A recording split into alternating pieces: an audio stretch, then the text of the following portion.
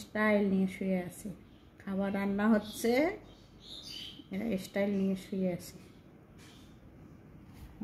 তোমরা কি করতেছ? খেলতেছে?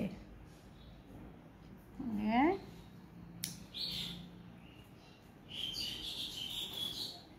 ওরে বাবা। মানে পুকু, তুমি কি দিয়ে ভাত খাবা? মাছ না মাংস বলো?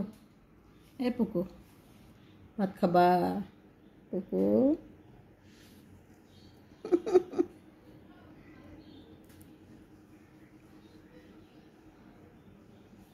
এটা ধর, এই যে